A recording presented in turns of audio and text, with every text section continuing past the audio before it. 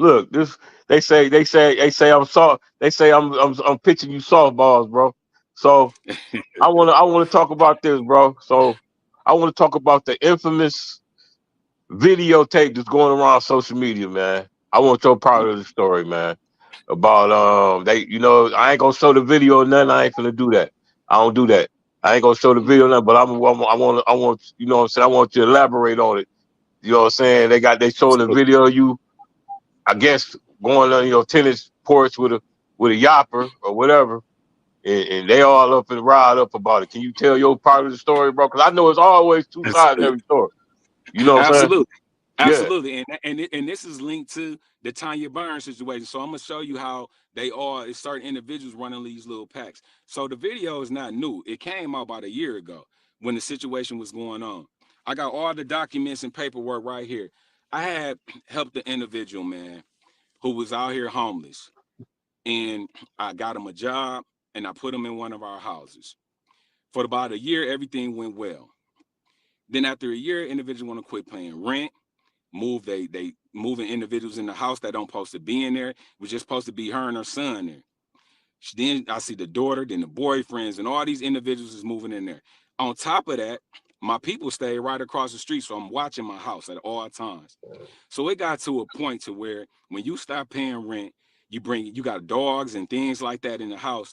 I just said when the lease run out, I'm not renewing it, and you need to find somewhere to go. Now I gave this person before the lease was over, they had like 90 days prior. They was like, okay, when the 90 days come, they still not trying to move. I end up having to take them to court. I won in court twice, bro. I won in court twice that this person had to leave my house. Every time I would go check on my house, I would call the police first before I went over there for situations like this because I know people are messy. They love gossip and all that, and then they'll love to tear a person down who coming from the mud and coming from that background and try to make it seem like I'm this monster or something. So after the police got tired of coming over there, the last time I won in court, you know how they give a judgment and you have a certain amount of days to be out of a house. Right. I won in court, so we're gonna say the day is the 20th. So I won that day, and they gave them 7 days to be out of the house. I waited 10 days, bro. I ride by my house. Nope. My family stay right across the street with cameras. So we watching the house. When I ride by the house, man, the boyfriend and whoever the baby daddies or whoever these individuals is hooded up with yoppers going in my house. So I said, okay. I called the police. I said, I'm trying to go clean out my house because they supposed to be out of my house. I just seen these two individuals go over there. So I called my contractor as well. The police end up not coming. They was tired of coming after me calling them all these up. I called my contractor who's also registered. We go over there. Luckily, nobody was in the house. But illegally, she done changed the lock on my house and put the little camera thing. I seen the camera. I was looking at it. I was like, I'm gonna make sure. So I've been shot in my head and my back. So I take precautions. I'm licensed to carry. This is my own house and I'm licensed to carry. Let me say that again. I'm licensed to carry.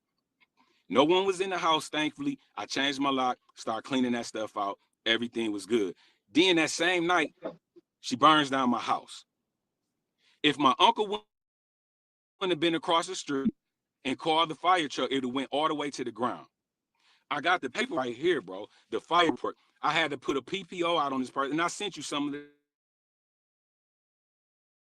I had to put a PPO out on this person because you just don't want to leave my house. And I did everything according to the law. What they did with the video from the camera thing is chopped it up. They don't show you all the other parts to it though. They try to make me look like this crazy person going up in there or whatever. Bro, I wouldn't be in this position or doing the things I was doing if I ain't have my stuff together. I'm far from this person who's doing. I don't look for trouble. I hate violence. But what you're not gonna do is just keep disrespecting, lying on me like that. It's unnecessary. Again, here's the paperwork. And then some of the people who putting it out there, they weren't even around to know. They getting it from somebody and promoting something because they don't like me for whatever reason.